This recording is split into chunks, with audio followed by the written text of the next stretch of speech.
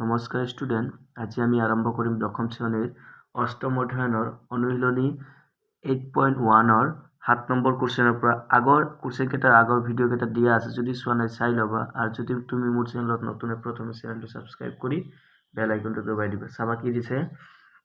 7 number কুৱেশ্যনটো দিছে, যদি cot θ equal 7/8 হয় তেন্তে মান উলিওৱা। 1 নম্বৰ কৈছে 1 প্লাছ sin θ, তাৰপিছত 1 মাইনাছ sin θ, তাৰপিছত 1 plus cos θ minus 1 minus cos θ। নিশ্চয় বুজি পাইছা। 2 নম্বৰত কৈছে cot স্কুৱেৰ θ। তো খুব ইজিকে মই ডিছকাছ কৰিবলৈ চেষ্টা কৰিম। যদি বুজি পোৱাত সহজে কমেণ্ট কৰি জনাবা, যদি টানো পাবা তথাপিও মোক জনাবা। তাতকৈ আৰু ইজি মই নিয়মত ডিছকাছ কৰিবলৈ চেষ্টা কৰিম। তো ফাৰ্ষ্ট তোমালোকে ত্ৰিভুজ এটা ধৰি ল'বা, যিহেতু তেওঁলোকে ত্ৰিভুজ দিয়া নাই। তো ফাৰ্ষ্ট কাম আমাৰ এটা ত্ৰিভুজটো ধৰি ল'ম। তো চাবা, ইয়াত মই ধৰিছোঁ যে লেট ধৰা হ'ল ABC এটা সমকোণী ত্ৰিভুজ, য'ত B কোণটো 90 ডিগ্ৰী আৰু A টো থিতা। চাবা B 90 ডিগ্ৰী কৈছে না, B ইয়াত ৰাখিব লাগিব। B ইয়াত ৰাখিলা, ইয়াত A ৰাখিলা, AB ইয়াত C দিলা। সেইখিনি বস্তু বুজি পাইছা। এতিয়া A টো কি বুলি দিছা, A আমি ধৰিছোঁ থিতা বুলি, A কোণটো থিতা বুলি দি দিবা। নিশ্চয় এইখিনি বস্তু ক্লিয়াৰ আছে। তাৰপিছত তেওঁলোকে দিছে গিভেন cot θ ইকুৱেল 7/8। এতিয়া চাবা cotটো কাৰ বিপৰীত হয়, নিশ্চয় তোমালোকে জানা কাৰ বিপৰীত হয়, টেনৰ।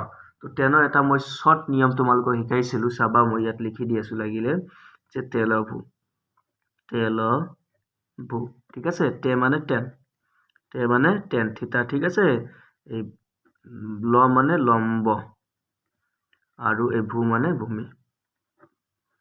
এতিয়া চাবা, যদি এই থিতা কোণটো লোৱা, লম্ব আমি কি দেখা পাই আছোঁ, BC হৈ আছে লম্ব, ইয়াত BC লিখিবা হা। আৰু ভূমি কি হৈ আছে, AB। নিশ্চয় বুজি পাইছা। এইটো যদি টেনৰ যদি এইটো হয়, cot θৰ কি হ'ব, cot θ তাৰ ডাইৰেক্ট বিপৰীত হ'ব। কি হ'ব, ভূমি বাই লম্ব, ডাইৰেক্ট কি হ'ব, AB/BC। নিশ্চয় এইখিনি বস্তু ক্লিয়াৰ আছে। ইয়াত লিখি লওঁ সেইখিনি।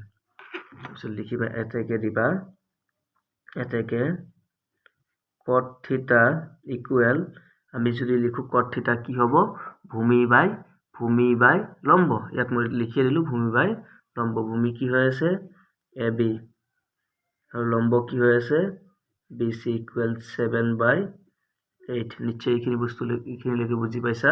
এতিয়া আমি AB কি লিখিম, চাবা AB হ'ব 7K আৰু BC টো তোমাৰ হ'ব 8K।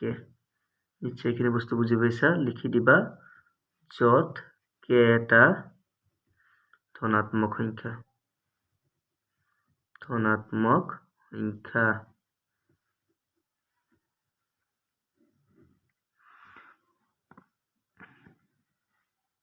চাবা এইখিনি কৰিলা। এতিয়া লিখি দিবা AB কিমান পাইছা, 7K, আৰু BC পাইছোঁ আমি 8K। তো চাবা, এটা ত্ৰিভুজৰ আমি যদি কিবা এটা প্ৰমাণ কৰিব যাওঁ, তেতিয়াহ'লে ত্ৰিভুজৰ 3টা বাহুৱে লাগিব। কিন্তু ইয়াত চাবা 3টা বাহু দিয়া নাই, ইয়াত দিছে 2টা বাহু। আমি এটা বাহু ওলাব লাগিব, কোনটো, কৰ্ণটো, AC টো। তো আমি জানো এইটো কি ত্ৰিভুজ হয়, সমকোণী ত্ৰিভুজ হা।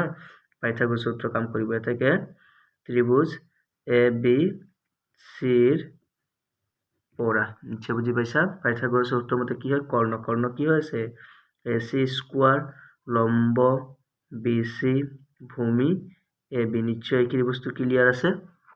এতিয়া চাবা, আমাক কাৰ প্ৰয়োজন হৈ আছে, AC ইয়াতে থাকিব, AC স্কোয়াৰ। এতিয়া BC কিমান পাইছোঁ আমি, 8K whole square, AB 7K whole square, AC square. এতিয়া 8 গুণ কিমান হ'ব, নিশ্চয় জানা 64 লগত K স্কোয়াৰ। এতিয়া 7 গুণ 49 লগত K স্কোয়াৰ। এতিয়া চাবা AC স্কোয়াৰ যদি আমি যোগ কৰিম, K স্কোয়াৰটো ফাৰ্ষ্ট মাৰি দিয়া, 4 9 কিমান হ'ব, 13, 13ৰ 3 হাতে 1, 6 আৰু 4 10, 1 11। নিশ্চয় এইখিনি বস্তু বুজি পাইছা। এতিয়া ইয়াৰ বৰ্গমূলটো লৈ ল'বা।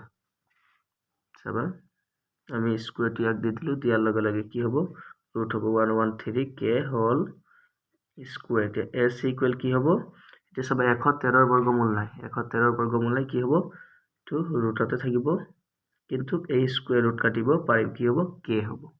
নিশ্চয় বুজি পাইছে। এতিয়া AC ওলাই গ'ল, ABও আছে, BCও আছে। এতিয়া আমি প্ৰমাণ কি কৰিব দিছে এইখিনি চাম হা।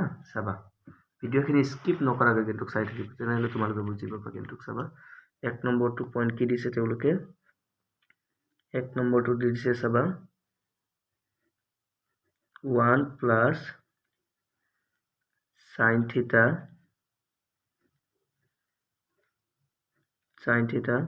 1 মাইনাছ sin থিটা। এইখিনি নিশ্চয় বুজি পাইছা। তলত দিছে তোমাৰ 1 প্লাছ cos থিটা আৰু 1 মাইনাছ sin থিটা। নিশ্চয় বুজি পাইছা। এতিয়া সাইন আৰু কস দুটা বস্তু লাগিব, আৰু ইয়াত চাবা এইটো সূত্ৰ এটা হৈছে, মই লিখি দি আছো সাইডত। চাবা এইটো আমি প্ৰথমে সাইনটো ওলাই লওঁ ন। সাইন চাবা, সাইনৰ মই এটা শৰ্টকে শিকাইছিলো, সাইনৰ চালক, এই চালক, সা মানে সাইন, ঠিক আছে। সাইন কি, থিটাৰ কথা কৈছে হা, সাইন থিটা ললা। এতিয়া সাইন থিটাটো চাবা হা, কি কৈছে, লম্ব, ইয়াত ল মানে লম্ব, ক মানে কৰ্ণ। এইখিনি নিশ্চয় ক্লিয়াৰ আছে। এতিয়া চাবা লম্ব, যদি থিটা আমি লওঁ ত্ৰিভুজত আহি যাবা হা, যদি এই থিটাটো লোৱা লম্ব কি হ'ব, বিচি হ'ব। নিশ্চয় গম পাইছা লম্ব কি হ'ব, বিচি। আৰু কৰ্ণ কি হ'ব, কৰ্ণটো দেখাই পাইছা এচি হয়, কৰ্ণ লিখিবা এচি। নিশ্চয় এইখিনি বস্তু ক্লিয়াৰ আছে। এতিয়া সাইনৰ গ'ল, এতিয়া আমি কচৰটো ওলাম হা। কচৰ কি আছিল, কভোগ, শৰ্ট নিয়মটো আছিল কভোগ। ক মানে কস, থিটাৰ কথা কৈছে ন। চাবা ভূ মানে ভূমি, ভূ মানে ভূমি, ক মানে কৰ্ণ। এতিয়া ত্ৰিভুজত আহি যাবা, ঠিক আছে। থিটা, এইটো থিটা লৈছা না, থিটাৰ ভূমি কি হ'ব, নিশ্চয় এই থিটা যদি এইটো হয়, ভূমি নিশ্চয় এবি হ'ব, কৰ্ণ কি হ'ব, এ চি হ'ব। ইয়াত লিখিবা ভূমি কি হৈ আছে, এ বি, আৰু কৰ্ণ এ চি। নিশ্চয় এইখিনি বস্তু ক্লিয়াৰ আছে। ইয়াত চাবা হা, এইখিনি কৰিলা। তাৰপিছত আৰু এটা মই বস্তু দেখাইছো, তোমালোকে এইবিলাক সকলোৱে জানা এই সূত্ৰটো, তথাপি মই লিখি দি আছো যে এ plus B A minus B equal কি হয়, এ স্কুৱেৰ মাইনাছ বি স্কুৱেৰ। এইখিনি নিশ্চয় জানা সকলোৱে। যিহেতু ইয়াত চাবা 1 plus sine theta 1 minus sine থিটা, তাৰপিছত 1 প্লাছ কস থিটা 1 মাইনাছ, সৰি এইটো কস থিটা হ'ব, এইটো সাইন থিটা নহয়, এইটো কি হ'ব, কস থিটা। নিশ্চয় বুজি পাইছা। সূত্ৰখিনি ভাঙি ল'বা। চাবা ইয়াত তোমালোকে, ইয়াত কি হৈছে 1 plus sine theta 1 minus sine থিটা, 1 প্লাছ কস থিটা 1 মাইনাছ কস থিটা। তো আমি A plus B A minus B সূত্ৰমতে কৰিব পাৰিম। কি হ'ব, এ স্কোয়াৰ হ'ব 1 square minus sine theta whole square, বা সাইন থিটাও দিব পাৰা হা, কোনো প্ৰব্লেম নাই। তাৰপিছত 1 minus cos theta whole square. এইখিনি নিশ্চয় বুজি পাইছা। এতিয়া ভেলুখিনি পুট কৰি দিবা। ইয়াত ভেলু যদি আমি বহাব যাওঁ, এই 1 হা, 1 মাইনাছ সাইন থিটাৰ আমি কি পাইছিলোঁ, বি বাই এ চি, হয়নে নহয়, B C by A C. এতিয়া বি চিৰ ভেলু কিমান, মই ডাইৰেক্ট ভেলুখিনি বহাই দিওঁ নে এবাৰ লিখিয়ে দি আছোঁ। চাবা হা, যে B C by A C whole square. এইখিনি নিলিখিলেও হয় কিন্তু হা, তোমালোকে ডাইৰেক্ট ভেলুখিনি বহাব পাৰা। 1 মাইনাছ কস থিটা মানে আমি কি পাইছোঁ, A B by A C whole square. এতিয়া ভেলুখিনি পুট কৰিবা। চাবা 1 1 হ'ব হা। এতিয়া বি চি মানে কিমান পাইছোঁ আমি, চাবা হা, ইয়াত আহি যাবা। বি চি মানে ইয়াত চাবা, বি চি মানে কিমান, 8K, আৰু এ চি মানে √113K। নিশ্চয় বুজি পাইছা। ইয়াত লিখিবা এ চি মানে আমি পাইছোঁ, ফাৰ্ষ্ট বি চি হ'ব, বি চি আমি পাইছোঁ 8K, আৰু এ চি মানে √113K। তাৰপিছত 1 মাইনাছ এ বি মানে আমি কিমান পাইছোঁ, 7K হোল স্কুৱেৰ হ'ব, কিন্তু ইয়াত হা, হোল স্কুৱেৰ আছে ইয়াত। চাবা 7K, আৰু এ চি মানে পাইছোঁ আমি √13K। নিশ্চয় বুজি পাইছা, হোল স্কুৱেৰ। মই ইয়াতে ভাঙি দি আছোঁ এইখিনি। চাবা এতিয়া 1 1 গুণ 1 হ'ব হা, এইখিনি ভাঙাই হৈছে যিটো আগতে, এইটো স্কুৱেৰ কৰিবা হা। তো 8 8 গুণ কিমান হ'ব, 64 লগত K স্কুৱেৰ। এইটো স্কুৱেৰ ৰুটটো কেঞ্চেল হৈ যাব, খালি 113 হ'ব, লগত K স্কুৱেৰ হ'ব। নিশ্চয় বুজি পাইছা এইখিনি। এই স্কুৱেৰ ৰুটটো কেঞ্চেল হৈ যাব হা, স্কুৱেৰ ৰুটটো কেঞ্চেল হ'লে আমি এইখিনি পাম। ঠিক আছে, ইয়াত কোনো ধৰণৰ কনফিউজ হোৱাৰ কথা নাই। তাৰপিছত চাবা ইয়াত আমি এতিয়া কি লিখিম,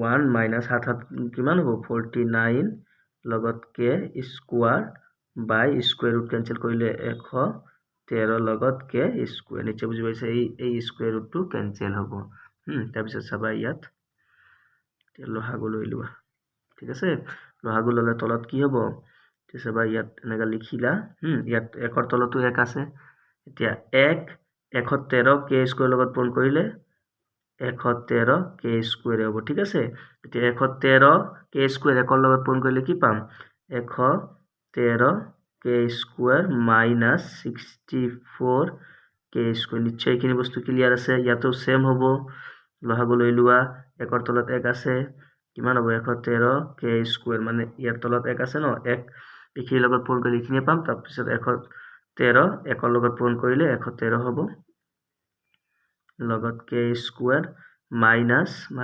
49 কে স্কুৱেৰ নিশ্চয় এইখিনি বস্তু ক্লিয়াৰ আছে এতিয়া চাবা হা এই কে স্কুৱেৰ আমি কে স্কুৱেৰ ইয়াত হ'ব হা ঠিক আছে ইয়াত স্কুৱেৰ হ'ব 113 কে স্কুৱেৰ আমি কাটিব পাৰিম নিশ্চয় সেম আছে তাৰপিছত চাবা ইয়াত আমি যদি লিখিব যাওঁ ইয়াত চাই ল'বা তোমালোকে এইখিনি কিন্তু স্কুৱেৰ থকাৰ কাৰণে আমি যোগ বিয়োগ কৰিব পাৰিম হা কোনো প্ৰব্লেম নাই তাতে কোনো ধৰণৰ ভয় খোৱাৰ কথা নাই হা তাৰপিছত বিয়োগ যদি কৰিবা বিয়োগ কৰিলে আমি কিমান পাম চাবা হা এতিয়া চাবা 3ৰ পৰা নাযাব 13ৰ পৰা গ'লে আমি ডাইৰেক্ট ইয়াতে পাই আছো কিমান 9 তাৰপিছত থাকিব তোমাৰ 11 থাকিব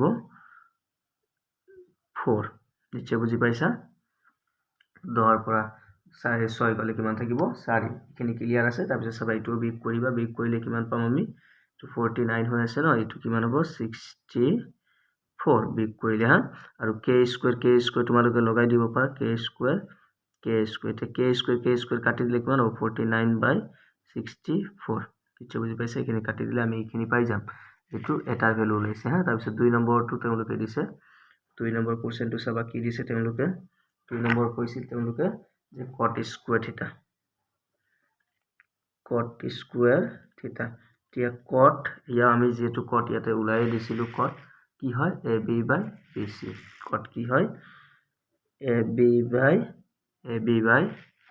cot AB by কি হ'ব BC হোল স্কুৱেৰ এতিয়া AB চাবা AB 7k আৰু BC 8k হয় হোল স্কুৱেৰ এতিয়া যদি আমি এইটো কৰিব যাওঁ কিমান হ'ব 49k আৰু এইটো 8 গুণ 64k লগত স্কুৱেৰ আছে হা দুটাটো স্কুৱেৰ আছে এতিয়া স্কুৱেৰ কেনসেল মানে k স্কুৱেৰ কেনসেল কিমান থাকিব 49/64 আমি দুটাও কি পাইছো একে পাইছো হা 8 নম্বৰ কোৱেশ্চনটো চাবা যদি 3 cot a equal 4 হয় তেন্তে 1 minus tan square a 1 plus tan square a equal cos square a minus sin square a হবনে নহয় পৰীক্ষা কৰা মানে ইখিনি কৰি যি ভ্যালু পাবা আৰু ইখিনি কৰি কি যি ভ্যালু পাবা দুটা সমান হ'ব লাগিব মানে left hand side equal right hand side কৰি দিছে হা তো চাবা ভিডিওখিনি স্কিপ নকৰাকৈ চাই থাকিবা ফাৰ্স্ট কাম কি কৰিবা এটা ত্ৰিভুজ ধৰি লবা ত্ৰিভুজ নধৰিলে আমি কৰিবই নোৱাৰিম চাবা লেট ধৰা হল ABC এটা সমকোণী ত্ৰিভুজ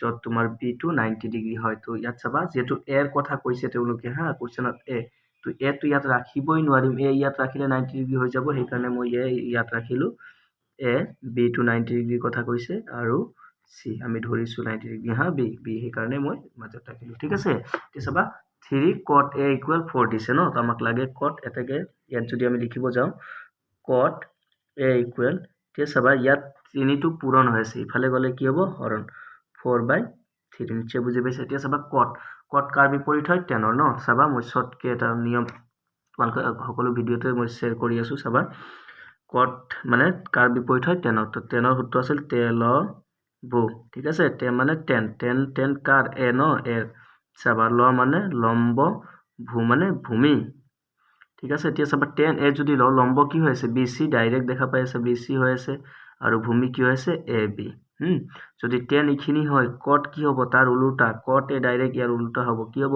AB/BC নিশ্চয় ইখিনি বস্তু বুজি পাইছা ডাইৰেক্ট ইয়াত ইখিনি লিখিবা যে এতেকে cot a ইকুৱেল কি হ'ব ইয়াত যদি লম্ব বাই ভূমি হয় তো কি হ'ব ভূমি বাই লম্ব মানে AB/BC ইকুৱেল 4/3 মানে এটো হয় AB টো হয় ভূমি আৰু BC টো হয় লম্ব ঠিক আছে বা AB ইকুৱেল 4K আৰু BC ইকুৱেল 3K। ইয়াত লিখি দিবা, য'ত K এটা ধনাত্মক সংখ্যা।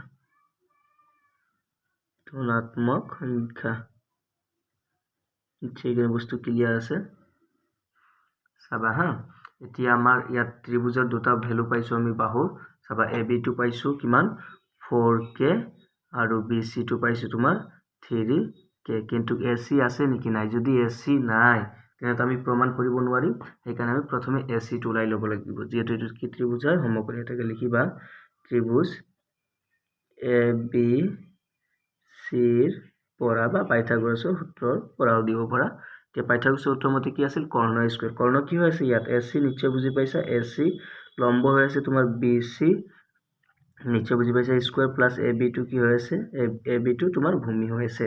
এতিয়া লাগে AC নহয়, AC ইয়াত লিখি দিয়া। BC কিমান পাইছো আমি ইয়াত?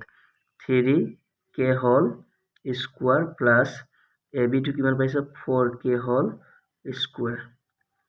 AC স্কয়াৰ 3 3 গুণ কিমান হ'ব? 9 লগত K স্কয়াৰ প্লাস 4 4 গুণ 16 লগত K square. AC square equal 9 আৰু 16 যদি আমি যোগ কৰো কিমান পাম? 25 25K স্কয়াৰ। এতিয়া চাবা AC ইকুৱেল স্কয়াৰটো ইফালে দিলে কি হয়? √25K square.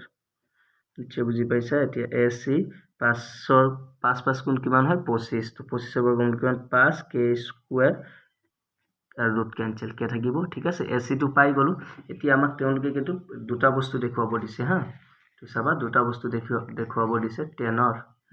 ফাৰ্ষ্টটো লিখিবা, আমি ফাৰ্ষ্ট লেফট হেণ্ড সাইডটো কৰো। লেফট হেণ্ড সাইডটো কি দিছে তোমালোকৰ লিখি লবা যে 1 মাইনাস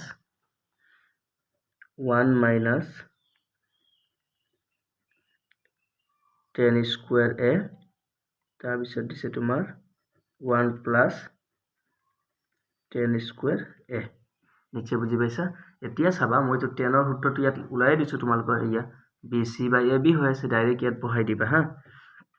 ইয়াত সাইডত লিখিলে লিখিব পাৰা তোমালোকে এনেকুৱা। মই দেখাই আছো চাবা যে 10A ইকুৱেল কি হ'ব? এনেকা সাইডত তোমালোকে লিখি ল'ব পাৰা বা ইয়াত তলতো লিখিব পাৰা, এইটো তোমালোকৰ কথা। কি হ'ব যে BC বাই AB। নিশ্চয় বুজি পাইছা। BC বাই কি হ'ব? AB। এতিয়া BC ৰ ভ্যালু কিমান পাইছে তোমালোকে? BC চোৱা চিত্ৰত BC 3 আৰু AB টো 4। 3K এইটো 4K। নিশ্চয় বুজি পাইছে। এতিয়া যদি K কাটি দিয়ে কিমান পাবা? 3/4। এইখিনি তোমালোকে ভাঙিও লিখিব পাৰা, নাইবা ইয়াতো ভাঙিব পাৰা, এইটো তোমালোকৰ কথা কিন্তু হা। চাবা ইয়াত লিখিবা 1 মাইনাস 10 স্কয়ার।